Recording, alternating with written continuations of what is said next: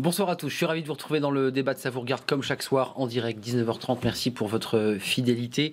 La famille, on va en parler ce soir. Les valeurs, elles sont au cœur de cette campagne de l'entre-deux tours entre Alain Juppé et François Fillon.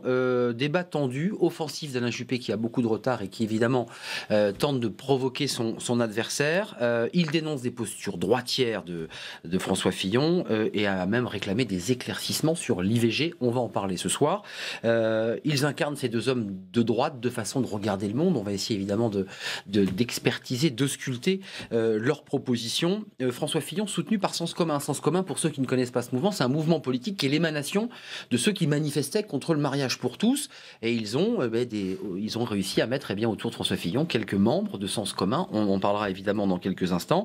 Et puis Alain Juppé dénonce une vision, dit-il, extrêmement traditionnaliste de son adversaire. Et comme juge de paix, on en parlera peut-être aussi, c'est le pape François, parce qu'il est un peu tiraillé par ces deux candidats à la primaire. Il s'en revendique, oui, du pape François. On parlera du mariage gay aussi, car François Fillon souhaite réécrire une partie seulement de la loi Taubira sur la question de l'adoption. C'est un point très technique. On va en parler évidemment, l'adoption pour les couples homosexuels. Vous l'aurez compris, cette bataille se joue sur les valeurs, ce qui permet ce soir de savoir ce que propose Alain Juppé et ce que propose évidemment François Fillon. LCP.fr, c'est notre adresse. Le JDD, notre partenaire, près de 600 votants ce soir à la question posée. Et bien sûr, notre page Facebook sur laquelle vous êtes très nombreux à réagir. Xavier Breton, bonsoir. Bonsoir. Vous êtes député Les Républicains de l'Ain. Vous soutenez, et je le dis parce qu'évidemment beaucoup de ralliements se sont faits depuis dimanche, vous soutenez depuis le début, depuis 2013, François Fillon dans son long marathon qui est donc sorti en tête de ce premier tour. Vous aviez voté contre, vous, la réaffirmation de l'IVG, c'était en novembre 2014 comme un droit fondamental, mais François Fillon, lui, avait voté pour cette réaffirmation du droit fondamental. Merci d'être là. Dominique Perben, bonsoir. Bonsoir. Ancien ministre garde des Sceaux, et vous soutenez Alain Juppé dans cette bataille compliquée. On écoutera ce débat sur les valeurs, sur la famille, parce qu'on parle beaucoup évidemment du catholicisme, mais aussi du rôle de la famille. On fera le point avec vous dans quelques instants. Ludovine de la Rochère, bonsoir. Bonsoir. Vous êtes présidente de Manif pour tous. Vous nous expliquerez la différence entre Sens Commun et Manif pour tous, parce que c'est pas si clair. Et vous sortez un livre, justement, La famille, je vous aime. Éditeur Pierre-Guillaume de Roux. Merci d'être là. Et Rémi Guastali, bonsoir. Vous êtes président délégué de Guélib. Alors, ce mouvement est un mouvement rattaché aux Républicains, à l'UMP, puis vous avez claqué la porte des Républicains pour être attaché maintenant à l'UDI. On écoutera évidemment votre regard sur cette bataille autour des valeurs, tant sur les questions de famille que sur cette question d'adoption pour les couples de même sexe. D'abord, ce débat, regardez, artificiel ou pas, avec cette volonté d'Alain Juppé de demander des éclaircissements à François Fillon, débat sur l'IVG, sujet sensible, évidemment débat aujourd'hui à l'Assemblée nationale en commission, ça s'est pas très bien passé d'ailleurs. Regardez, deux regards, l'un interpelle l'autre, et puis François Fillon répond évidemment, regardez. Il y a des points sur lesquels moi j'aimerais bien que François Fillon clarifie sa position. Par exemple sur l'avortement, l'interruption volontaire de grossesse. Il a commencé par dire dans son livre que c'était un droit fondamental de la femme. Et puis il est revenu sur cette déclaration dans un débat qu'il a eu devant un certain nombre de ses supporters. Voilà, quelle est sa position? C'est une différence entre nous parce que moi je considère que c'est un droit fondamental. C'est une polémique inqualifiable. Et jamais je n'aurais pu penser que mon ami Alain Juppé tombe aussi bas. Ça fait 30 ans que je suis parlementaire. Est-ce qu'une seule fois j'ai pris une position contre l'avortement? Une seule fois? Est-ce que vous avez vu une seule fois dans un programme de François Fillon des propos concernant le retour sur la loi Veil? Jamais. Voilà. Alors que la campagne reprenne sa dignité et qu'on cesse des polémiques qui sont inqualifiables et qui, franchement, abaissent le niveau. Dominique Perben, je vous donne la parole, Xavier Breton, vous soutenez François Fillon, mais est-ce que vous, homme de tempérance, est-ce que vous trouvez que sur cette question-là, Alain Juppé crée un débat artificiel? Quand on voit la réaction de François Fillon qui dit « Attendez, je suis parlementaire depuis, j'ai jamais remis en question l'IVG ». Moi, j'ai été dans la vie politique pendant une trentaine d'années. Le débat, ça fait partie de la vie politique. Ou alors, il ne faut pas qu'il y ait de primaire. Si on est tous d'accord sur tout et si on ne peut pas se poser des questions pour bien comprendre quelle est la position du concurrent, c'est pas la peine, encore une fois, qu'il y ait des primaires. Je crois qu'Alain Juppé était parfaitement légitime à poser cette question qui est importante. Est-ce que pour François Fillon, c'est un droit fondamental ou pas? Il a d'abord dit oui, Puis il a dit non, il a le droit de changer d'avis, c'est pas la question. Mais il faut savoir il est nuancé, aujourd'hui... À titre personnel, pour lui, ce n'est pas un droit fondamental. Voilà, bon, alors... mais il avait écrit le contraire avant, donc c'est pas inintéressant de connaître sa position, qui a donc évolué. Elle est maintenant, il considère que c'est plus un droit fondamental, c'est son droit le plus strict, pour ainsi dire. Mais je pense que la question était parfaitement légitime, et il faut qu'on s'habitue quand même dans notre démocratie, même quand c'est dans une même famille politique, les primaires de la droite et du centre, à se poser des questions et à accepter qu'on se pose des questions. Et je pense que demain soir, au grand débat, l'un comme l'autre se poseront des questions. Et on ne va pas dire... Et sûrement sur ces sujets-là, d'ailleurs. D'un air effarouché, mais tu n'as pas le droit de me poser des questions. Enfin, ça n'a pas de sens. Xavier Breton, on voit l'agacement de François Fillon. Moi, j'entends Dominique Perben, c'est le débat, c'est les primaires. Vous trouvez qu'il va trop loin, la Juppé, ou pas ? Moi, je crois que le débat est normal et naturel en démocratie, et nous sommes entre deux tours, c'est normal qu'il y ait un débat. Mais le faux débat, lui, n'est pas acceptable. On connaît la constance, la cohérence de François Fillon sur cette question, et on voit bien que, finalement, Alain Juppé, et certains de ses conseillers, parce que je crois que ce n'est pas partagé dans l'ensemble de son équipe, essayent de pousser un peu à gauche sur la campagne. De l'équipe Juppé, faites-moi plus confiance. Non, mais je vois qu'il y a quand même des divergences à l'intérieur. Sur quoi ? Sur la stratégie ? Sur la stratégie, très clairement. Et donc, qu'est-ce que dit François Fillon? C'est qu'il veut en rester à l'équilibre de la loi Veil, qui, je crois, fait consensus dans notre pays. C'est quoi l'équilibre de la loi Veil? C'est que, comme toujours en matière de bioéthique, il y a deux principes qui s'opposent, en fait, qui se contredisent, qui sont un principe d'autonomie de la personne et un principe de vulnérabilité. L'autonomie, c'est dire chaque personne peut effectivement décider de disposer de son corps, peut sur la fin de vie, etc. Et puis, il y a la vulnérabilité. C'est quoi la vulnérabilité? C'est prendre en considération le plus faible, le plus fragile. Et la loi Veil, c'était quoi? C'était dire, eh bien oui, il y a bien cette liberté de la femme à pouvoir avorter. Et en même temps, il y a la protection de la vie à naître qui est reconnue par l'article 16 du Code civil. La protection de la vie dès son commencement. Et il y avait cet équilibre qui existait dans la loi Veil. Et ce que dit François Fillon, il est resté toujours cohérent. Je veux maintenir cet équilibre, et je crois qu'il n'a pas changé à ce niveau-là. Et vous, Xavier Breton, c'est un droit fondamental ou alors, pas pour vous, l'IVG? Moi, personnellement, je n'ai pas voté la résolution comme quoi c'était un droit fondamental, parce qu'à aucun moment n'apparaît la protection de la vie. Et qu'il y a un déséquilibre qui est voulu actuellement par la majorité socialiste. Alors, si Alain Juppé et ses comparses veulent suivre ce déséquilibre, qu'ils le fassent, mais où on ne parle plus de la protection de la vie, on ne parle que de la liberté de la femme. Vous réouvrez finalement un débat sensible qui avait été clos. Non. C'est eux qui l'ont réouvert en supprimant la notion de détresse, en affirmant un droit fondamental qui n'était reconnu nulle part. Et donc, il y a la loi Veil qui avait calmé les choses dans notre pays. Pourquoi réouvrir des sujets aussi compliqués? On sait les douleurs que ça peut faire au niveau des femmes, au niveau des familles. Et cet équilibre, il avait été trouvé patiemment, et difficilement même d'ailleurs. Ce fut un combat des femmes aussi, Xavier Breton. Tout à fait, et il faut le respecter. Et donc, ne réouvrons pas inutilement, artificiellement des débats. C'est ce que la gauche fait, mais de grâce qu'à droite, on se... Et Ludovine de la Rochère et un mot. Rémi. Lorsqu'on est un responsable politique, candidat à la présidence de la République, il n'est pas tout à fait neutre de dire, moi, à titre personnel, je suis contre l'IVG. Or, c'est ce qu'a dit François Fillon. Et c'est pas complètement neutre. Et c'est une déclaration qui, qu'on le veuille ou non, est politique. Non, car quand on est à ce niveau de la responsabilité, même si on dit c'est une opinion personnelle, c'est un acte politique. J'entends tout à fait ce que vous dites. Simplement, je crois que sur des questions comme l'IVG, mais ça serait pareil sur la fin de vie, c'est pareil sur les questions de procréation assistée et tout, c'est pas tout blanc et tout noir. Celui qui est capable de dire je suis pour l'avortement sans penser à la protection de la vie, qu'il le fasse. Celui qui ose dire je suis contre l'avortement sans parler de la liberté des femmes, c'est pour ça. Il y a bien deux principes qu'il faut essayer de concilier. La loi Veil y est arrivée douloureusement, mais il y était arrivé. Je crois que c'est cet équilibre. Et oui, tout à fait, c'est cet équilibre que veut préserver François Fillon. Ne déséquilibrons pas notre société. Ludovine de la Rochère, manif pour tous, proche de Sens commun, tout en m'expliquant, et ça c'est important que vous nous le disiez, parce que Sens commun, autour de François Fillon, il y a quelques noms qui sortent. Jacques Lefort, Sens commun, s'occupera de l'environnement, enfin il a travaillé sur l'environnement. On a Laurence Trochu, Sens commun, famille et valeurs. Et puis on a aussi Hubert de Ségonzac, toujours Sens commun, et qui va s'occuper de l'entrepreneuriat. Donc c'est un mouvement qui est près de François Fillon et qui défend un certain nombre de valeurs. Vous êtes proche, vous, de Sens commun et cette question de l'IVG qui est posée? La Manif pour tous, c'est un mouvement citoyen qui, depuis la fin de l'année 2012, agit de toutes les manières possibles et imaginables, que ce soit par des manifestations, mais aussi des forums, des colloques. Les veilleurs, par exemple, devant l'Assemblée? voilà, les veilleurs devant l'Assemblée et beaucoup d'autres initiatives, mais donc des actions permanentes, aussi bien au niveau national qu'au niveau européen et international. Et puis, en l'occurrence, après le vote de la loi Taubira, à peu près en juin ou juillet 2013, quelques personnes qui sont... Pour certains ont été à la Manif pour tous, d'autres ont été veilleurs ou simplement sympathisants. On voulait aller plus loin. Ont décidé d'entrer dans la vie politique, en l'occurrence avec les Républicains.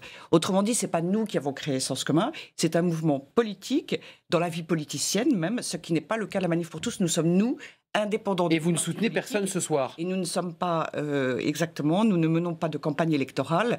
Et la famille, d'une certaine manière, on ne peut pas la rattacher à tel ou tel parti ou à telle ou telle candidature. Juste là, nous sommes en observateur et nous informons nos sympathisants simplement des programmes et des déclarations. Sens commun soutient François Fillon dès août.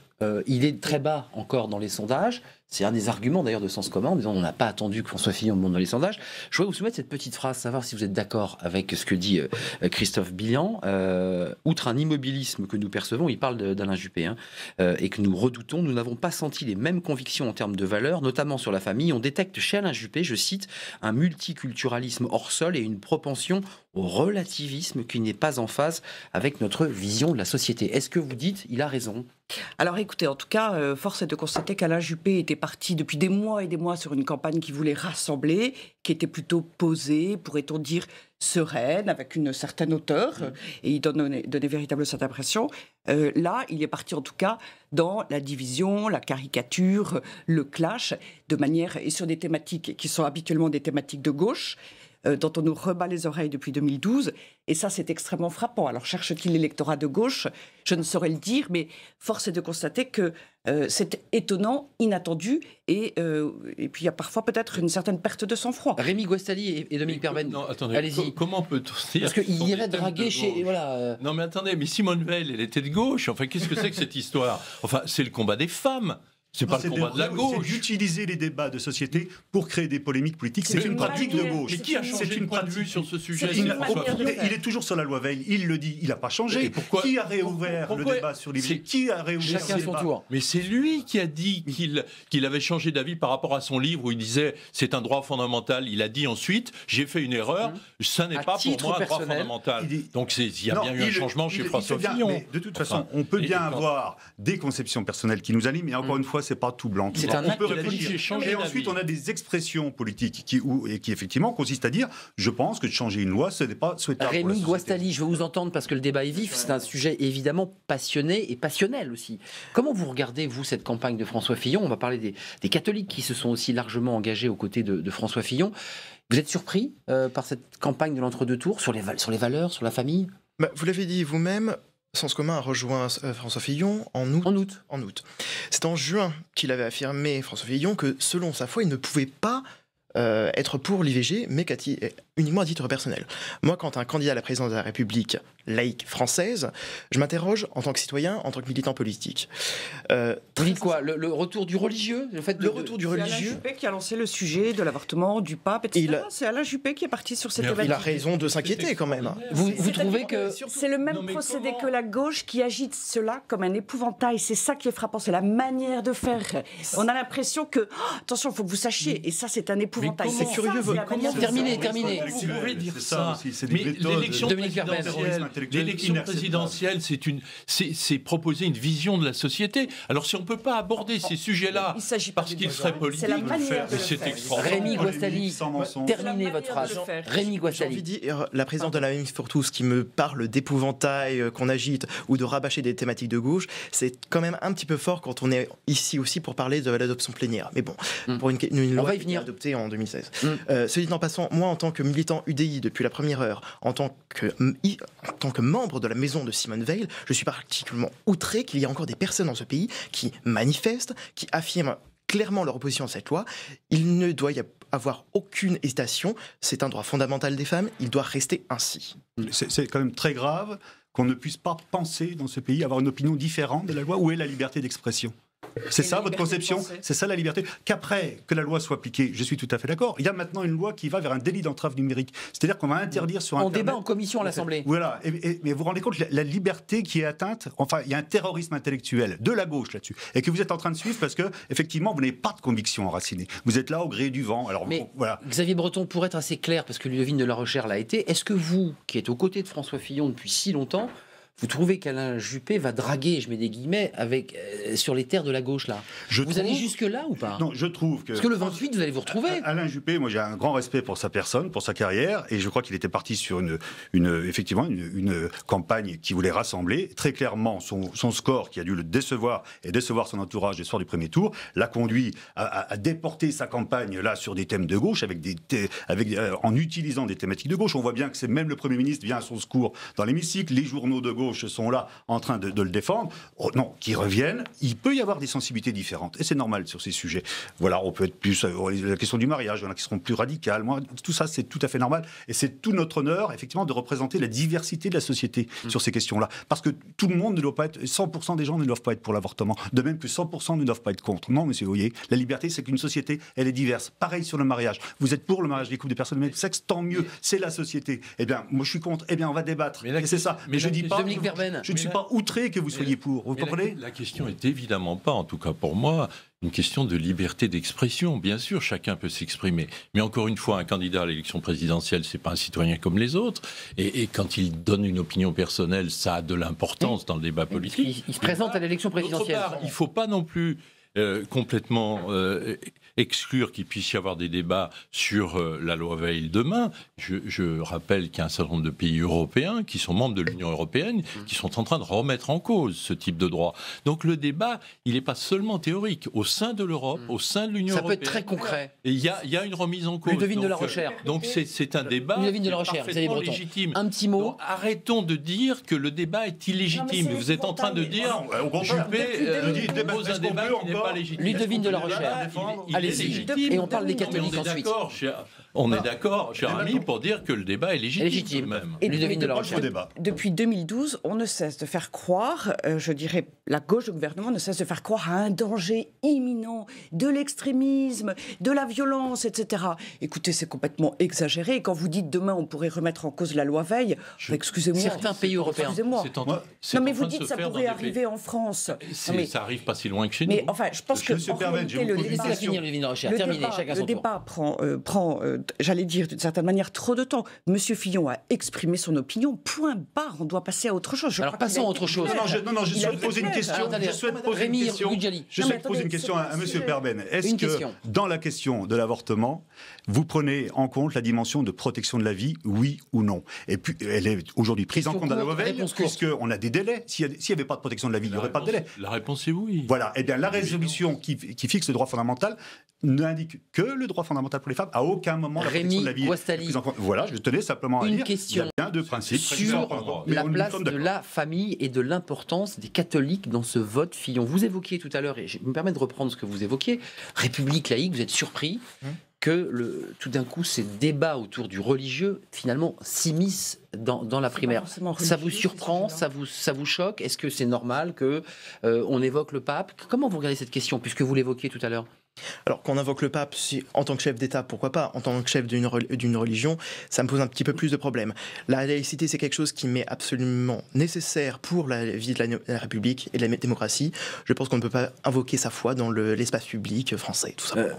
Vous en pensez quoi? Moi, il y a Olivier Bobineau, c'est à lire d'ailleurs pour ceux qui s'intéressent à ce sujet, parce que c'est vrai que les catholiques, il y a eu des sondages ils ont beaucoup voté pour François Fillon. Et puis Olivier Bobineau, chercheur dans Le Monde, dit aujourd'hui le succès de François Fillon s'explique par les traces laissées par le terreau catholique resté vivace dans une génération d'électeurs malgré la déchristianisation. Il y aurait comme ça un sursaut de l'électorat catholique. Xavier Breton et Ludovine de la Rochère. Qu'est-ce que vous en pensez? Parce qu'il s'affirme catholique, François Fillon. Moi, je crois qu'effectivement, il y a les Français qui, on sait qu'il y a une déchristianisation dans la pratique, mais restent attachés à leurs racines chrétiennes. Et que tous les efforts qui ont été faits pour déraciner notre pays, ils l'ont mal vécu. Le refus d'inscrire les racines chrétiennes dans la Constitution de l'Europe a été une erreur majeure. Je le dis d'autant plus qu'elle vient de notre corps. Et donc, mais moi, en même temps, je ne souhaite pas que la religion soit au milieu des débats. J'étais très choqué de voir Alain Juppé invoquer moquer, se recommander du pape François, parce qu'il sait qu'il est très populaire, il a besoin effectivement... En l'opposant à la manif pour tous. Alors que, en fait, le pape François, il dit des choses, il en dit pour tout le monde, on peut le lire, son encyclique sur l'environnement, par exemple, Laudato Si, sur l'écologie humaine, sur l'écologie intégrale, et ben, peut nous nourrir, mais de même qu'un autre responsable religieux, du pape François. Juifs, musulmans, protestants, peuvent nous nourrir. Mais après ça, dans l'espace public, moi, à aucun moment, vous pouvez prendre tous mes propos dans tous les débats sur le mariage, etc., je n'ai jamais fait référence malgré vos convictions personnelles. Je les assume, mais en même temps, je ne les revendique pas dans l'espace public. Et pourtant, les électeurs sont sensibles à François Fillon. Eh bien, parce qu'ils trouvent quelqu'un qui, effectivement, n'est pas là à revendiquer, mais qui, effectivement, dit, dans mon fort intérieur, je réfléchis, j'ai une conscience, parce que ça nourrit, et je ne suis pas un être qui est complètement déraciné, j'ai des racines chrétiennes, et toute cette civilisation qui nous a porté, nous voulons effectivement l'affirmer, d'autant plus face quand même au danger de l'islamisme radical qui est en train de menacer nos sociétés, il faut le dire très clairement. Dominique Piéma, je disais tout à l'heure la phrase de sens commun en expliquant que finalement Alain Juppé ne correspondait pas du tout aux valeurs de sens commun, c'est que ce multiculturalisme, la façon dont il regardait le monde. Comment vous regardez ce débat qui est posé là ? Accuser Juppé de multiculturalisme, c'est totalement n'importe quoi, excusez-moi. C'est un langage d'ailleurs qui vient d'ailleurs, qui vient de l'extrême droite, soyons très clairs. L'attaque sur le multiculturalisme de Juppé. Non, Juppé, il est franco-français, c'est un normalien, il est très attaché, il le dit dans ses livres, aux racines chrétiennes du pays. Il n'y a pas débat là-dessus, et je suis d'accord à ce que Breton vient de dire. Chacun a le droit de faire référence à ce qui l'a nourri lorsqu'il était enfant, lorsqu'il était jeune, les études qu'il a faites, les références, les valeurs dont il est pétri, et Alain Juppé le fait dans son livre, en particulier le dernier livre qui a été publié sur le net cet été. Il n'y a pas débat là-dessus. Les hommes politiques peuvent quand même expliquer de quoi ils sont faits, en quelque sorte, quelles sont les valeurs... Mais est-ce qu'il a réveillé, François Fillon, une sorte comme ça de génération de catholiques qui ne sont pas forcément des pratiquants? C'est peut-être François Hollande qui a réveillé... Ludovine de la Rochère. Moi, je pense d'abord qu'on réduit aux religieux de manière très caricaturale, parce que dire, par exemple, qu'un enfant a besoin d'un père et d'une mère... j'allais dire, il n'y a pas forcément besoin d'être de telle religion ou de nos religions pour s'en apercevoir. C'est juste l'universalité de notre humanité, d'abord. Ensuite, on sait bien, en tout cas dans les discours de la gauche du gouvernement, que quand on dit « ah, religieux, ah, catholique », et je ne vous dis pas le mot traditionnaliste, qui est un mot d'ailleurs religieux et non pas du tout politique, c'est une confusion. On les appelle les tradis même, en synthétisant. C'est une confusion incroyable de la part d'Alain Juppé. Je suis très étonné, compte tenu de... c'est très identifié politiquement, Ludovine de la Rochère, quand on dit les catholiques tradis, ça veut dire qu'ils incarnent quelque chose, une sorte de radicalité. C'est-à-dire que là, il sort complètement, il mélange l'analyse religieuse et l'analyse politique. Mais je voudrais en revenir à ce qu'on était en train de dire. Je pense pour ma part que c'est François Hollande et que c'est Najat Vallaud-Belkacem et que ce sont ces gouvernements qui, d'une manière brutale, méprisante, idéologique, déconnectée du réel, effectivement, ont suscité, année après année, mois après mois, un rejet complet de la déconstruction qu'ils ont souhaité faire de la société, qu'ils veulent être fondés sur les individus, seuls face à l'État, seuls face au marché. Et effectivement, l'individualisation de la société. L'individualisme le plus... Vous qui ne soutenez personne, vous comprenez que les catholiques aient pu être sensibles aux arguments de François Fillon plus qu'à ceux d'Alain Juppé. Comment vous l'expliquez? Alors, je vous propose peut-être qu'on peut rentrer dans les programmes, tout simplement, ce que moi je... Qu'est-ce qui, selon vous, a fait résonance?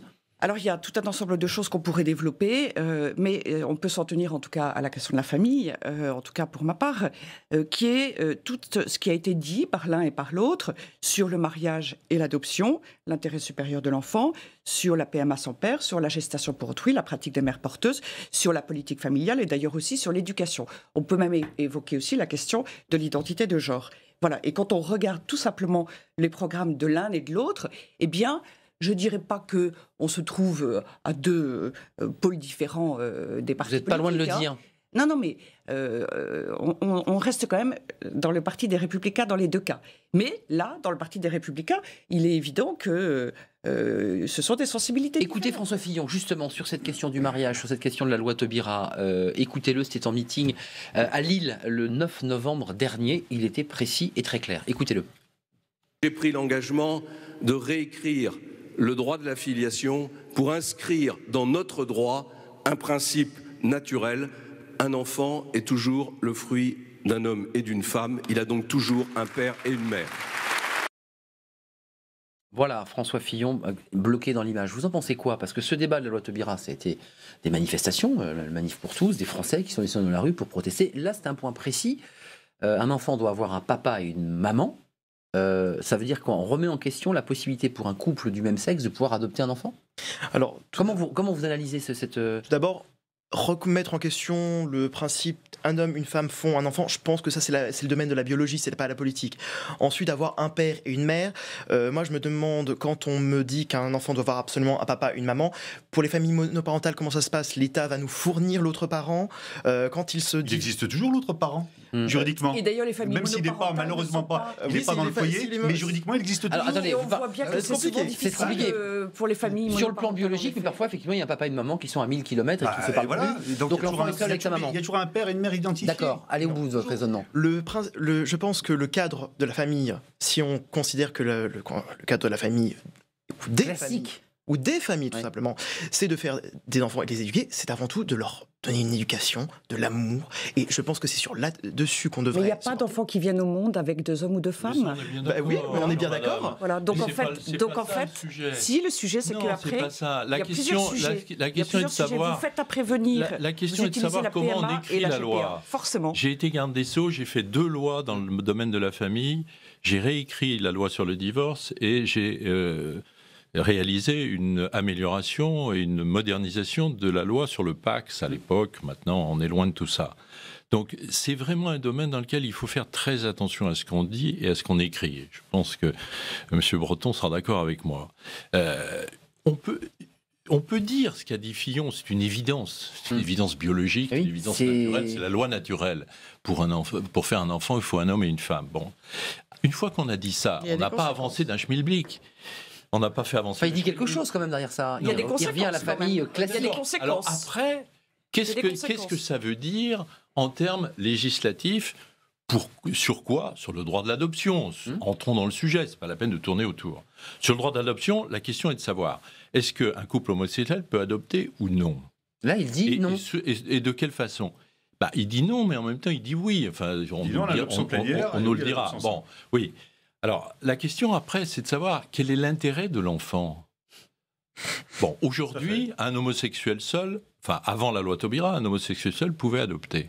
On est bien d'accord. Vous savez bien que ce sont les conséquences de la guerre. Non, c'est pas. Non, mais écoutez, juridiquement, il pouvait adopter. Non, soyons précis. Ce n'est pas vrai. C'est une personne qui peut adopter. Oui. C'est pas marqué dans la loi un homosexuel. La sexualité n'a rien à voir dans la loi. N'a rien à voir. C'est marqué une personne. Après ça, la loi, elle ne regarde pas s'il est. Mais est-ce que j'ai dit autre chose? Vous avez dit un homosexuel peut être. Non, je vous dis non, c'est pas marqué dans la loi. C'est marqué une personne seule peut adopter. Un homme ou une femme qui par ailleurs était homosexuel pouvait. Oui, qui par ailleurs, il peut être truc d'image, il peut être artiste, il peut être star. Ça n'a rien à voir avec la sexualité. À partir de là, à partir du moment où le mariage homosexuel est autorisé, la question est de savoir comment on gère la problématique de l'adoption pour ce type de couple. Alors, il y a 2 formules aujourd'hui dans la loi. Il y a la possibilité de l'adoption simple et l'adoption complète. Bon. La seule question qui, moi, m'intéresse, c'est quel est l'intérêt de l'enfant. Je pense vraiment que l'intérêt de l'enfant, c'est la stabilité. L'adoption simple peut être une solution dans certains cas, mais lorsqu'il n'y a, par exemple, pas connaissance de l'autre conjoint qui a permis la naissance de l'enfant, l'adoption simple devient un gros inconvénient quand on ne connaît pas l'autre partenaire sexuel qui a permis la fabrication de l'enfant. C'est la PMA, c'est la GPA, c'est quoi celui qu'on ne connaît pas? Ça peut être de la PMA. Donc vous êtes pour la GPA. Non, mais pas du tout. Mais absolument pas. Mais vous n'avez pas le droit de procéder comme ça, monsieur. Mais écoutez, c'est ce que vous venez de dire. Mais absolument pas. On ne connaît pas le parent. Dans les faits, si on ne le connaît pas, on fait comment? Il faut pénaliser le recours à la GPA. Mais ça, on est d'accord. Donc on peut pas en parler. C'est un autre débat. Mais je parle de l'intérêt de l'enfant, je ne parle pas d'autre chose pour l'instant. Dans les faits, de l'intérêt de l'enfant, une fois que vous avez accepté de le priver d'un père ou d'une mère, c'est un peu particulier. Je ne les prive de rien, madame. Puisque vous concevez qu'on puisse sciemment, qu'on puisse le priver, le faire orphelin de père ou de mère. Ludovine de la Recherche, juste une question simple. Pour ceux qui nous regardent, on a fait multiples débats sur ces débats de droit. Impossible. Enfin, parlons de la réalité des choses. Moi, j'ai été garde des Sceaux. Je sais ce que c'est que l'enfance maltraitée. Je sais ce que c'est que l'enfance abandonnée. Je sais ce que c'est de la réalité des familles monoparentales. Je sais ce que c'est tout ça. Attendez, alors, si vous permettez, s'il vous plaît, ne créons pas des problèmes théoriques. Parlons des choses pratiques. Est-ce que vous n'avez Vraiment, je le dis avec un peu de vigueur, parce que je trouve ça Mais on quelque le voit part tout autour de nous, un peu on le voit tout autour de nous tous les jours. Xavier c'est la Breton, vie est-ce que de- vous allez cristalliser dans le débat qu'on a ce soir avec beaucoup de passion, parce que c'est un sujet qui tient à cœur La famille, c'est la réalité. Est-ce que vous n'avez pas le qui sentiment, m'intéresse. avec le Quel est débat le bonheur des enfants ou le malheur des enfants? C'est la seule chose qui compte pour moi. Oui, mais attendez, est-ce que je peux Je peux poser ma question. Oui, Est-ce que je vous vous n'avez en pas prie. peur, je suis du côté de François Fillon, de cristalliser de la colère, du ressentiment dans des couples homosexuels, dans ceux qui connaissent ce sujet, qui disent mais attendez, c'est pas ça la réalité. Ce qui compte, c'est Attendez. l'affection qu'on leur apporte, Attendez. c'est l'éducation Non, qu'on non, leur non, apporte. Xavier Breton, réponse. Est-ce que je C'est peux ça avoir qui compte. 2 minutes pour dire il n'y a que l'amour et l'affection qui comptent. Je pense que la filiation, elle est faite sur 3 piliers. Un pilier corporel, c'est effectivement un homme et une femme qui s'aiment et qui ont corporellement un enfant. Il y a ensuite la grossesse, il y a l'accouchement. Tout ça, c'est des réalités corporelles qui sont belles. Enfin, Moi, il y a aussi des couples hétérosexuels Oui, qui inséminent, qui ont pas Oui, qui ont des difficultés. non, mais Enfin, j'entends, mais attendez, je vous parle de la filiation. D'accord. Ensuite, le deuxième point, il y a la filiation, effectivement, éducative, affective, qui est aimée. Aimer l'enfant, l'élever. Et là, effectivement, 2 hommes peuvent élever. un homme homosexuel, une femme peut aimer un enfant, Tout à fait. encore plus peut-être même. Mais ça, on parfois. va pas. Il y a Il y a des études. Il n'y a pas de curseur. Et troisième point, il y a la filiation sociale. C'est ce que dit la société sur, effectivement, la filiation. Et on sait bien que ce qui va bien au niveau psychologique demandé au niveau des pédopsychiatres, etc., c'est quand ces 3 piliers sont solides. Qu'est-ce qui se passe? C'est que des fois, il y a Et des malheurs. cohérent. Il y a des malheurs, il y a effectivement des orphelins. Il y a des divorces. Des accouchements sous X, les questions d'adoption, c'est compliqué. D'accord. Et à ce moment-là, qu'est-ce que fait la société? Elle répare. Nous, ce qu'on dit, c'est que la société, elle ne peut pas supprimer un des piliers, qui est effectivement ce pilier corporel. Et donc, c'est pour ça, je vais finir, Le sur papa et la maman. l'adoption définitive et l'adoption simple. C'est-à-dire quoi? L'adoption plénière, en quoi elle est grave? C'est qu'elle supprime les parents d'origine. Alors que l'adoption simple, elle consiste à dire, oui, effectivement, l'autorité parentale, elle va au couple, alors qui est fait d'un homme et d'une femme, de 2 hommes ou de 2 femmes, qui vont pouvoir élever. Mais par contre, il reste cette famille d'origine, parce que cet aspect corporel, vous ne pouvez pas le nier. C'est la théorie du genre qui veut nier l'aspect corporel. Élever un enfant, c'est pas simplement l'aimer, c'est aussi, vous savez, un enfant, il a besoin d'être identifié. Excusez-moi, à un Xavier père, Breton, à une mère. pour être concret, ceux qui sont allés faire un enfant à Bruxelles, par exemple, dans le cadre d'une femme avec une insémination, un donneur à Bruxelles, Non, mais il n'y a pas de papa. Enfin, Vous semblez voudrais partir, répondre, s'il vous plaît. vous semblez partir Et du Ludivine principe qu'il ne peut y avoir d'adoption Non. par des couples homosexuels que pour des enfants qui auraient été fabriqués par l'un ou l'autre des membres de ce couple. Mais il y a aussi des enfants adoptables, qui sont absolument. adoptés, qui n'ont pas de lien, deuxième fois pour être orphelin. qui n'ont pas Absolument. qui n'ont pas de lien. Je voudrais, Mais dites ça biologique. aux couples de personnes de sexe différents qui sont en attente d'adopter et qui aujourd'hui... Chacun son tour. Mais attendez, Ludivine mais de la il n'y a pas un Recherche. droit à l'enfant. Ils n'ont pas un droit Xavier à l'enfant. Breton. J'ai pas dit ça. Ludivine de la Attendez, Recherche. c'est pas parce qu'on est 2 hommes et qu'on s'aime et 2 femmes et qu'on s'aime qu'on a un droit à avoir un enfant. J'ai pas dit Là, ça. voilà, il y a une... Il peut y avoir un désir. La société peut dire, et il est normal. D'accord. Il est normal. Ludivine de la La Recherche. société, elle dit bien, Allez-y. c'est pas un caprice, on dit non, voilà. Allez-y. L'article 7 de la Convention internationale des droits de l'enfant dit que l'enfant a le droit, dans la mesure du possible, sauf accident, drame, abandon, que sais-je, et c'est épouvantable, de connaître et d'être élevé par son père et sa mère. C'est le plus élémentaire qui soit. Qu'on dise cet enfant-là, et vous savez bien qu'il y a en France 25 000 couples agréés environ pour l'adoption, et l'année dernière, il y a eu seulement 800 adoptions. Pourquoi Mais c'est un ne entonnoir. pas priver, ne pas confier tous ces enfants, puisque c'est largement possible à un papa et une maman. Je voudrais insister sur une chose, qu'il n'y a pas de remise en cause de l'amour, c'est pas la question. Bien sûr qu'il y a de l'amour, il y en a tout autant, évidemment. Mais est-ce que 2 papas, enfin il n'y a pas 2 papas d'ailleurs, ça n'existe pas. Non. Est-ce que 2 hommes Non, c'est un peuvent mensonge. remplacer une mère? C'est ça la question. Est-ce que 2 femmes peuvent être un père?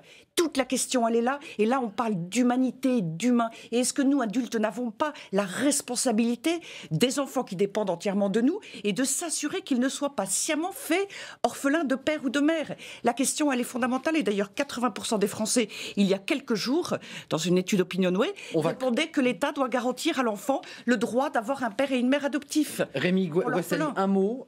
un mot chacun, puis on va avancer sur ce débat parce que je voulais qu'on parle quand même des catholiques, de leur implantation, de l'idée qu'ils avaient plus voté pour, et on en a peu parlé. Comment vous regardez ce débat qui s'installe et qui va susciter, on voit quand même 2 regards, 2 visions quand même là. Alors, sur le plan juridique, je m'inquiète beaucoup parce que ce que s'apprête à faire François Fillon, s'il est élu à cette primaire et s'il est élu président de la République et s'il accède aux revendications des groupes les plus intégristes de son mouvement... Ah, les grands c'est- mots. Les grands mots tout de suite. Les grands mots tout de suite. Tout de Les suite. En même temps, caricatures. vous avez sorti Les la théorie caricatures. d'Urge tout à l'heure, je peux aussi Et en alors, sortir. et alors, Théorie du genre. et alors, Ah, théorie du genre, c'est pas- Laissez-le Ça terminer. n'existe pas. Mais bien monsieur sûr que si. Toussaint. Non, mais les mots- Il vient d'être voté à l'instant un amendement où il y a l'identité de genre, où on condamne encore plus c'est discrimination pour le sexe. Je sais ce que c'est. Il y a le des sexe. bibliothèques Homme-femme. entières, des livres Orientation entiers. sexuelle, je sais ce que c'est orientation sexuelle. C'est effectivement hétérosexuel, La théorie homosexuel du genre, ou bisexuel. mais C'est quoi c'est l'identité Michel de Onfray en genre? parle C'est dans la lui-même. loi maintenant. Elle Je vous en existe. prie. Rémi, Tous les allez-y. philosophes en parlent, Guattali, il y a des terminé. écoles entières. Vous êtes inquiet? Quel est l'objectif de Sens commun qui a proposé cette action auprès de François Fillon? C'est tout simplement rouvrir les débats sur la loi Taubira. Qu'est-ce qui va se passer? On va se rendre compte que, ah bah non, La preuve. voilà, on ne peut pas rouvrir cette boîte de Pandore sans reconstruire intégralement cette loi. L'objectif n'est pas de revenir sur l'adoption plénière, elle est de modifier intégralement cette loi. Ce qui veut dire Vous pensez qu'il y a un sens caché, c'est-à-dire bien que... sûr, légalement, je me demande qu'est-ce que penserait le Conseil constitutionnel quand on va lui dire bon bah écoutez, on va instaurer une discrimination, les couples homosexuels ne pourront pas. Mais il y a Mais pas de aujourd'hui, on a Mais une il y a aucune discrimination pour l'enfant. discrimination. Aujourd'hui, il y a une Toujours discrimination dit que pour l'enfant. Xavier de toute Breton, façon. on va voir un sujet. Dominique Perben. Un mot, parce que Ça vous inquiète, vous, on qu'on est- puisse comme ça subtilement Non, tout réécrire? Attendez, je ne comprends plus tout à fait. Je croyais depuis 2 jours qu'il y avait un débat sur adoption simple ou adoption plénière. Exactement. Oui. Or, à entendre en particulier Madame, mais aussi M. Breton, j'ai l'impression qu'on refait le débat de la loi Taubira. Alors, il faudra y voir clair Non, là-dessus. attendez, c'est très Parce que clair. moi, j'ai cru comprendre que Oui. la position Oui, de Fillon, c'est un petit morceau. c'était, Bah, on touche pas au mariage, Tout à fait. et par contre, j'essaye de Et- revoir. Ai-je on est parlé bien une là-dessus. fois du mariage? J'ai parlé que de la filiation. Donc, et en disant, effectivement, l'adoption Les deux sont, plénière. les deux sont intimement liés, un mariage, filiation en général. Et donc, Je vous remercie. donc C'est bien c'est- ce que dit la Manif pour tous depuis 2012. Simplement, Le mariage, c'est la filiation. Et toute la question est là. Mais D'où c'est notre vrai opposition. pour un c'est couple bien, de même ça sexe. se limite à la question de Il faut connaître l'adoption. la position De l'adoption. Et il n'y a précise pas. de Fillon et- là-dessus. et c'est très Donc, clair. il n'y a pas de risque. Et il n'y a pas de discrimination, Donc, les parce que la choses- discrimination, donc, c'est quand là- vous avez des couples qui sont dans la même situation. quelle est la- Le problème, c'est qu'un homme Alors, et une la femme, différence- c'est la- différent, distinct. C'est pas mieux, moins mal. C'est Un pire, dernier ça, mot, s'il vous plaît, que, parce que je veux qu'on avance. 2 hommes ou des femmes. Dominique Perben, C'est pour différent. conclure, s'il vous Donc plaît. ça veut dire qu'entre Fillon et Juppé, Oui. la seule différence porte sur le fait de savoir si c'est adoption simple ou adoption plénière. C'est ça le débat. C'est pour Et ça que je c'est disais que qu'ils ça. ne sont Nous pas sommes si d'accord. Que les loin choses ça. soient bien claires pour les Ouais. téléspectateurs. Enfin, Rémi Guattali On aurait s'inquiète. pu penser que c'était autre chose. C'est pour ça que Ouais. je disais tout à l'heure qu'ils ne sont pas si Par éloignés petit trou que de la ça, souris. et que la est manière d'accord. de s'opposer l'un à D'accord. l'autre est absolument stupéfiante dans ce Non, mais contexte. Regardez cette question posée. C'est pas là-dessus qu'ils se sont opposés. Tout à Non, Ils non. se sont opposés Si, si. sur l'IVG. Il a traité Sur Sens l'IVG. commun et la manif pour tous, Monsieur Juppé, alors que nous l'avons vu il y a quelques jours, nous avons eu de longs entretiens, nous avons approfondi ces sujets, et tout d'un coup, la manif pour tous et Sens commun sont agités comme des épouvantails absolus. Là encore. Mais pourquoi vous dites ça Mais écoutez, reprenez les propos. Oui, bien sûr, il préfère. Vous dites ce que vous voulez, mais Il parle d'intégristes. je ne pense pas que Juppé ait d'extrémistes, parlé etc. d'épouvantail. Enfin, vraiment. Non, comme des épouvantails. Il a parlé d'intégristes et je pense que ça n'était pas un compliment. Mais peut-être trouvez-vous que c'est un compliment. Ça, Je sais pas. je Non, ne sais non, rien, je hein. pense qu'il a une vision de la société qui est effectivement différente de celle que vous exprimez à l'instant. Écoute, Moi, c'est ce pas que ce je, qu'il m'a dit il y a une quinzaine de ce jours. que je constate, c'est qu'Alain Juppé, enfin en tout cas son entourage change. J'écoute dimanche soir Hervé Mariton qui dit François Fillon est pour l'avortement. C'est pas possible. Bon. Et le lendemain, là, c'était sur BFM TV. Et le lendemain, on dit Hervé Mariton, Fillon il est un contre peu l'avortement. perdu parce qu'il Non, mais voulait ça, sens c'est- commun, il mois faut d'août. se mettre d'accord. Voilà. Lui, il est cohérent. François Fillon, il change pas. On peut trouver que ses positions ne sont pas assez radicales, trop le sont radicales. trop, mais au moins Ouais. elles sont constantes, elles sont cohérentes. Et quand on va derrière Non, François sur Fillon, l'IVG, moi sur personnellement, l'IVG, il a changé pas d'avis. du tout. Il n'a pas Ça changé. a été dit, il a on va pas simplement faire le débat. détaillé sa position. Changement de Il a pied. Moi, je aucunement voudrais quand changé. même- Non, j'ai une question à poser à Xavier Breton avant de voir évidemment cette question au gouvernement. Juste un mot rapide, s'il vous plaît. Il y a des ralliements un peu étranges. Je sais qu'il y a Riposte laïque, qui est un mouvement très dur, islamophobe. Il y a Bompard, qui est un député ex-FN, qui vient de rallier François Fillon. Qu'est-ce que vous dites ce soir? Vous dites, est-ce que cette espèce comme ça de débat sur les valeurs, voilà, est-ce que ça attire pas aussi des électeurs et même des cadres Simplement, il faut se d'extrême fixer droite? une ligne. Et simplement. Ça vous choque ou pas, vous? Ben, moi, simplement, après, ceux qui peuvent dire que nos positions, elles sont bonnes, mais je ne vais pas en changer parce qu'il y en a d'autres qui disent qu'elles sont bonnes. Parce que qu'est-ce qui se passe? Si on est amené à changer, qu'est-ce qu'on fait? On va à gauche, toujours plus à gauche. C'est ce qu'a fait la droite pendant 30 ans. Elle a eu peur d'assumer. Qu'est-ce qui s'est Donc, elle passé? assume sa L'extrême droite ligne. a pris sa place. Nous, on défend nos convictions sereinement, tranquillement. Des convictions, effectivement, qui sont de droite et du centre. C'est pour ça, je pense que François Fillon a du obtenu un centre bon aussi. score. Mais bien sûr, D'accord. parce que nous sommes sur cet espace politique et nous le sommes avec un 7 Juppé aussi, candidats. hein. Ouais, d'accord. Tout à fait, avec 7 candidats primaires. Nous disons, et il y a une diversité entre nous, mais après, c'est pas parce que certains vont venir qu'on va se gauchiser. C'est ce que la droite a fait pendant des années. On va pas s'excuser d'avoir nos convictions, nos opinions. On va les conserver. Et c'est une ligne de conduite que nous tenons. Écoutez la question au gouvernement à propos de ces affiches justement qui suscitent la polémique pour la prévention, affiches initiées par l'association AIDS et qui suscitent depuis quelques jours, tiens par hasard, soir, alors qu'on parle beaucoup de famille, de valeurs et de catholicisme, et suscite une polémique. Question posée par une députée socialiste, réponse de la ministre Marisol Touraine. Écoutez. Que répondre à ces maires qui, en réalité, tentent de surfer sur les relents rétrogrades de la primaire de la droite? Vous avez le droit contre vous, et l'intérêt public est de notre côté. Vos décisions seront contestées devant la justice administrative et par les progressistes. Et j'appelle les associations et les citoyens à se mobiliser. Elle est là la différence entre la droite et la gauche. Elle rejaillit même davantage depuis 72 heures. Déjà thatchérienne, la droite française est désormais victorienne, c'est-à-dire homophobe et ambiguë sur le droit à l'IVG. Je veux vous dire mon indignation, ma colère face aux réactions de certains élus sur la campagne de prévention du sida dans notre pays aujourd'hui, comme si la santé publique devait devenir prisonnière, otage d'un ordre réactionnaire d'un autre âge et d'un autre temps. Alors ensemble, tous ensemble, Madame la députée, nous devons nous battre et refuser l'homophobie, parce que la France de 2016, ça n'est pas ça, ça n'est pas la haine, c'est la liberté, la bienveillance et la tolérance. Rémi Guastali, un mot, parce qu'on a une sentinelle citoyenne qui veut s'exprimer, elle était avec nous depuis le début de l'émission et je la salue. Un ordre réactionnaire est en train de se mettre en place. Est-ce que c'est un mot que vous assumez vous aussi? Vous dites ce qui est en train de se dessiner, cette droite assumée qu'évoque Xavier Breton, c'est une forme de droite réactionnaire qui semble se distinguer des positions d'Alain Juppé. Moi, ça m'étonne moyennement que certains sentiments très peu républicains émanent au moment des élections. C'est le moment où les tensions sont les plus fortes. Moi, je voulais juste revenir sur cette thématique des affiches qui apparemment ont choqué, interdites dans certaines villes. Qu'est-ce qu'on y voit? On y voit deux hommes qui s'enlacent.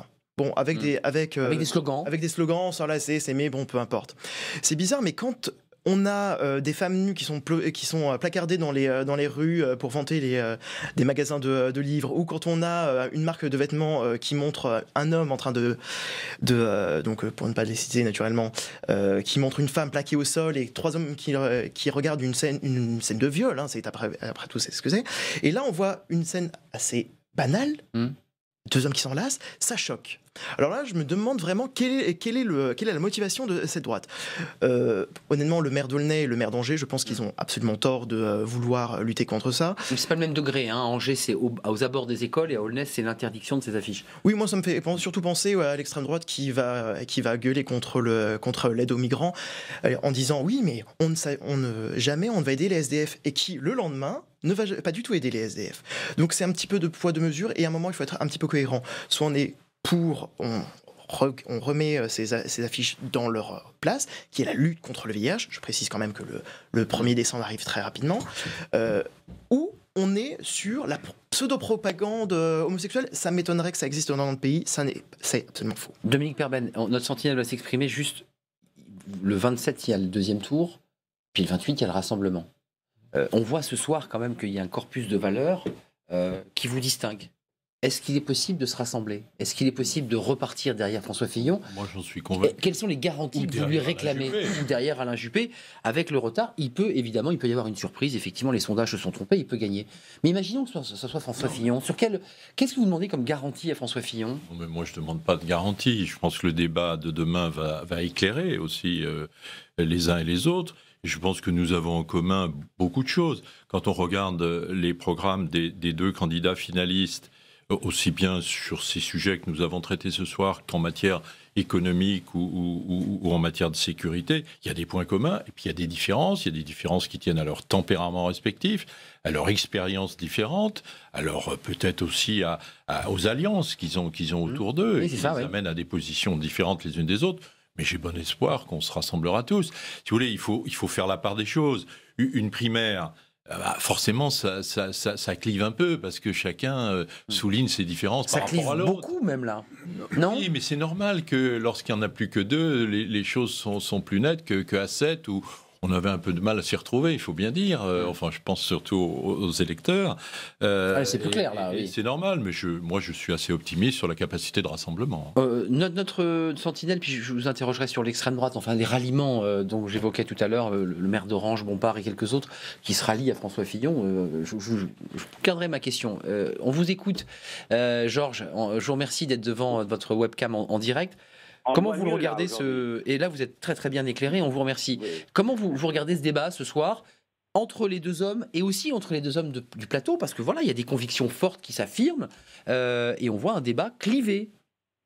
Oui, déjà d'une, en tant qu'homme de gauche, je voudrais rendre hommage à cette grande dame qui était Simone Veil, qui avec sa loi pour l'IVG a défloré la femme objet. Donc je rejoins Père Ben dans cet hommage, parce qu'il n'y a pas que c'est pas la gauche qui apporte toutes les belles choses humanistes.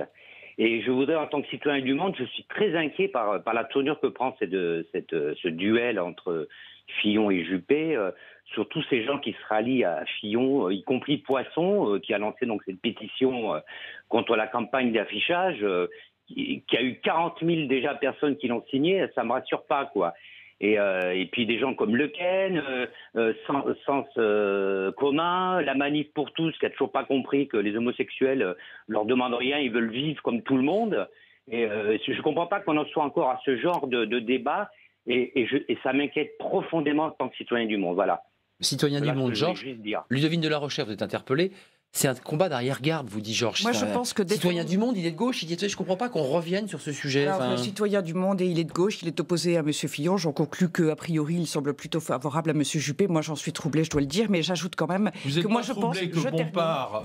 Voyez. Fillon, et vous êtes troublé que citoyen du monde. Non, mais moi, je suis ni Fillon ni Juppé. J'observe. Les Françaises et les Français se déterminent librement. Vous voyez que M. Bompard revient dans le débat. Alors, si vous le permettez, je voudrais répondre à ce monsieur. Je pense que laissez-les vivre, dit-il, les homosexuels. Défendre le droit de l'enfant, et conformément à la Convention internationale des droits de l'enfant, je pense que c'est un fondamental. Deux, c'est juste. Ils vous regardent, il est toujours en ligne. L'enfant et les droits de l'enfant qui est le plus vulnérable, qui dépend entièrement de nous adultes, eh bien ce droit de l'enfant à avoir un père et une mère, dans la mesure du possible bien sûr, eh bien je pense que c'est fondamental. Ça n'est certainement pas dépassé. Ça ne peut pas l'être. Une réponse rapide de Georges, parce que M. Juppé me rejoignait là-dessus. C'est dommage qu'il n'en ait pas. Xavier Breton va prendre la parole. Georges, un mot avant de vous quitter. Vous en pensez quoi de la réponse? Pour la répondre, Ludovine, je veux juste lui dire que le cœur n'a pas de sexe. Donc homme ou femme, il y a tellement des enfants maltraités. Mais bien sûr, on est bien d'accord. On est bien d'accord, mais il n'y a pas un enfant, il a besoin d'amour, mais il a aussi besoin de savoir d'où il vient. Vous savez, il y a des c'est le débat du mariage. Regardez les orphelins. On remet à zéro les compteurs. Regardez, je réponds à monsieur. Regardez, les enfants orphelins par accident de vie recherchent tous. Oui, leurs origines, c'est exact. Leur histoire, leur origine et leurs parents, tout simplement. Et là, on les crée sciemment orphelins. Vous n'avez pas répondu à Dominique Perben, choqué que, comme ça, il y ait des citoyens du monde de gauche Madame qui... de la Rochère exprime le fait qu'elle est choquée que quelqu'un de gauche puisse dire que j'ai raison. Bon, je vous ai répondu le berger à la bergère. Bon, moi, je trouve pas formidable que Bompard rejoigne Fillon. D'ailleurs, comme nous, on va, j'imagine, se retrouver ultérieurement la semaine prochaine. J'ai pas très envie de côtoyer Bompard. Vous voyez. Ce que je dis simplement, comme vous allez faire, François Fillon, il n'a pas changé de ligne, et donc qu'il y en ait qui disent que c'est une chose, alors que Alain Juppé aujourd'hui, la gauche est contente. Mais il ouvre les portes à tout le monde, les Bretons. Ce que je voulais dire à notre auditeur simplement, quand il dit que le cœur n'a pas de sexe, c'est vrai, mais le corps, il en a un, lui. On oublie trop la réalité corporelle, et la théorie du genre, c'est nier le corps. Et puis, je voudrais finir sur les affiches, parce que c'est quelque chose d'important. Elles vous ont choqué, vous, en tant qu'élu? Pourquoi? À deux niveaux. D'une part, parce que le message de prévention, il est écrit en tout petit. Parce qu'en fait, regardez les affiches, regardez comme c'est écrit en gros, c'est éclaté, etc. Non, mais regardez. Et deuxième point, moi, je serais une personne homosexuelle, je serais choqué qu'on m'associe au sida, que je sois irresponsable et qu'on ne montre pas. Destination des HSA. Et au départ, elle ne devait pas être tout public. Et ça a été une décision du gouvernement de la sortir exprès pour créer la polémique. Et ben moi, je ne serais pas content, je serais personne homosexuelle. Et bien effectivement, de me réduire au sida, de penser que j'ai un comportement irresponsable, et ben je sais pas chouette. Mais vous êtes tellement dépendant de la pensée unique de la gauche que vous ne voyez même pas ça. Campagnes contre le sida qui sont à destination des populations de couleur noire. Est-ce que je vais me sentir noir à ce moment-là? Non. Vous en avez déjà vu? Mais oui, bien sûr. Dans les affichages publics? Eh bien, figurez-vous, monsieur, que quand on sort dans la rue dans Paris, oui, on en voit. Eh bien, écoutez, moi, je peux vous dire, aujourd'hui, on a pu voir... que ce soit deux effectivement, personnes de et que ce qui choque aussi, c'est effectivement la question de l'incitation au libertinage, etc. Que ça soit entre hommes ou que ça soit entre hommes et femmes. J'ai vu que 2 hommes sur les affiches. Non, oui, mais il y a eu, je vais vous donner un exemple sur des bus, comme à Bourg-en-Bresse, là où je suis, où il y avait effectivement un site de rencontre pour l'infidélité. Bah oui, on l'a fait retirer. On l'a fait retirer. Eh bien oui, parce qu'effectivement, dans la société, on peut encore réaffirmer des valeurs morales. Ce n'est pas interdit et nous souhaitons le faire calmement, sereinement, mais simplement, nous ne sommes pas dépendants de la pensée unique de la gauche. Je ne vous ai pas posé la question, mais pourquoi, je le repose par rapport aux catholiques, regardez ce vote, c'est un sondage Opinionway de lundi sur le vote catholique, pratiquant ou non. On va pouvoir le voir, parce que c'est quand même intéressant de voir le débat autour de cette question des valeurs qui est souvent associée aux personnes catholiques. Alors c'est très intéressant ce vote, parce que sociologie de ce vote au premier tour, pour Alain Juppé, les catholiques, tout confondu, c'est 28% et 45% pour François Fillon, ça c'est tout confondu, mais chez les pratiquants, vous voyez, c'est Alain Juppé qui a capté dans ce sondage les votants, et seulement 31% pour François Fillon, et chez les non-pratiquants, c'est exactement l'inverse, et c'est exactement ce que disait l'expert, c'est 52% pour François Fillon, et 18,5% pour Alain Juppé. Est-ce qu'il y a aujourd'hui comme ça une revitalisation d'un sentiment, non pas de catholique pratiquant, une forme de catholicisme sur des valeurs? Est-ce que vous avez ce sentiment-là? Moi, ce que je crois, l'analyse sociologique, c'est une chose. Non, mais c'est une question de réalité, sur le terrain. Voilà, effectivement. Ce qu'on constate, c'est qu'effectivement, je pense qu'il y a une partie des catholiques pratiquants qui souhaitent un débat apaisé dans notre société. Et je crois que c'était très bien exprimé. Ils veulent quoi? Ils veulent qu'on réouvre la loi Taubira? Ils vous réclament Non, mais attendez, ils veulent simplement qu'on arrête de se diviser sur ces sujets de société, comme la gauche nous fait tomber dans le piège, et de dire consacrons-nous à l'essentiel, au chômage, à la résorption de la dette, à limiter les impôts. C'est ça. Pas d'accord sur ces sujets. Et ces catholiques pratiquants, ils disent attendez, ne réouvrons pas tous ces débats, c'est pas la peine, ça nous divise inutilement. Et puis il y a effectivement une partie des non-pratiquants qui disent attendez, on en a marre que nos racines chrétiennes elles soient niées. On a envie de dire on va pas à la messe tous les dimanches simplement, mais nous on n'oublie pas qu'effectivement une église, il y a des cloches qui sonnent et on va pas interdire les cloches de sonner. Et puis il y a des noms qui commencent par saint, etc. On va pas les interdire. C'est simplement ce cri du cœur. Et je pense que là-dessus on peut l'entendre. Dominique Perben, dans notre famille politique. Écoutez Alain Juppé, qui est tout chaud comme on dit à la télévision. Il était chez nos confrères de TF1. Écoutez cette petite phrase, justement, vous allez voir qu'il vient un peu rassembler et ramasser notre débat, et puis il va un peu prolonger le débat sur l'IVG. Écoutez. Et je ne vois pas où est l'attaque en dessous de la ceinture. Je ne l'ai jamais accusé de vouloir remettre en cause l'IVG. Je vais demander de clarifier sa position. C'est fait, et je vais le faire sur d'autres questions, par exemple sur la santé. Oui. Sur la santé, est-ce qu'il veut vraiment que les infirmières dans les hôpitaux français travaillent demain 39 heures, payées 37, comme j'ai cru le comprendre en lisant ces textes? On va voir comment ces lieutenants les interprètent. Si c'est ça, sans aucun recrutement pendant 5 ans, je le dis tout net, ça ne se fera pas. Donc il y a quand même beaucoup de doutes chez Alain Juppé ce soir, au-delà des clarifications qu'il réclamait sur l'IVG. Il y a aussi l'idée quand même que ce programme de François Fillon, c'est un peu les arguments qu'on avait déjà entendus dimanche, mais ils ne vont pas toujours être faciles à mettre en place, notamment la question des 500 000 fonctionnaires. On ne va pas rouvrir le débat, mais... C'est une question très importante pour la suite du processus et la décision qui va être prise par ceux qui voteront dimanche. C'est la question de la crédibilité des projets. Et donc il est bien normal que chacun, et j'imagine que François Fillon le fera aussi de son côté, interroge l'autre pour qu'on y voit clair sur la faisabilité des propositions qui sont faites. De quoi souffrons-nous ? Et qu'est-ce qui se dit depuis des années? C'est qu'il y a trop d'écart entre les promesses des politiques et ce qu'ils ont effectivement réalisé. C'est vrai qu'il y a eu une déception sur le quinquennat de Sarkozy-Fillon, et il ne faut pas recommencer. Voilà, simplement. Les choses sont claires. Sur la famille, je pense que... Sarkozy-Fillon, vous l'associez bien comme étant le porteur d'un bilan commun. Il a été Premier ministre pendant la durée totale du quinquennat. Et Alain Juppé, ministre. Il n'a jamais claqué la porte. Et Juppé, qui le redit lui-même chaque fois, chère madame, a été 18 mois ministre des Affaires étrangères. Moi, ce que je pense, effectivement, comme le dit Dominique Perben, le programme faisable ou pas? Parce que c'est vrai qu'il ne faut pas décevoir. Il va y avoir effectivement un débat demain soir et il va y avoir le projet. Et des clarifications. Et c'est tant mieux, simplement. Je crois que les coups en dessous de la ceinture, la parenthèse est fermée, tant mieux, parce que je crois que ça n'a pas servi le candidat Alain Juppé. Et maintenant, on va pouvoir discuter du programme. Demain, il y aura un débat. Je souhaite qu'il y ait le maximum de Français qui puissent le regarder, que les deux candidats puissent effectivement défendre leurs convictions. Je soutiendrai à fond François Fillon. Et puis dimanche soir, nous serons derrière celui qui aura été élu. Ludovine de la Rochère, ce soir, quand même le sentiment que vous soutenez personne, mais que c'est quand même plutôt François Fillon, si vous deviez choisir, qui serait votre candidat. J'ai évoqué surtout la manière. Ça n'a échappé à Juppé, personne, chère madame. Si vous remarquez bien, alors il y a des sujets que je défends et pour lesquels j'ai un mandat pour m'exprimer d'une certaine manière. Et puis après, on a évoqué d'autres sujets sur lesquels j'ai essentiellement fait remarquer la manière dont Alain Juppé, pendant 3 jours sur une semaine entière, a attaqué et le choix des sujets qu'il a pris. Il a posé des questions, madame. Enfin, la politique. Il a employé des termes. Il y avait des excités qui le poussaient à poser des questions. C'est pas. Et vous êtes sur une ligne beaucoup plus sage et vous êtes certain, et c'est tant mieux qu'ils reviennent à une ligne sereine. Vous savez bien que dans votre camp, il y a des excités qui poussaient. Ils disent maintenant. Ah ben moi on les connaît. Il suffit de quelques excités. Simplement que ce ne soit pas eux qui fassent la politique de notre pays. Donnez-nous des noms parce qu'on ne voit pas de qui vous parlez. Vous disiez tout à l'heure, je rebondissais sur ce monsieur qui de gauche, en tout cas tacle, comme on dit, monsieur Fillon.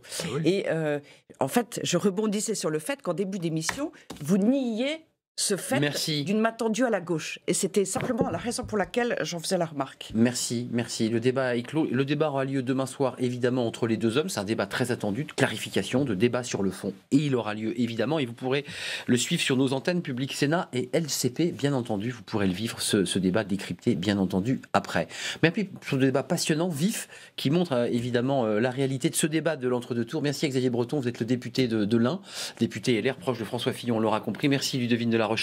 Manif pour tous, et vous ne soutenez personne, officiellement en tout cas. Merci à Dominique Perben, vous êtes aux côtés d'Alain Juppé et vous serez évidemment en première loge dans ce débat demain. Et puis merci à Rémi Guastali, président délégué de Guélib, mouvement rattaché à l'UDI. Merci à vous quatre, merci de nous avoir suivis, merci à Georges, notre citoyen du monde, qui s'est exprimé dans sa webcam. Et puis demain, évidemment, on fera une émission avant débat à 19h30 en direct pour essayer d'analyser les enjeux évidemment forts de ce débat. Bonne soirée à tous, merci et à demain.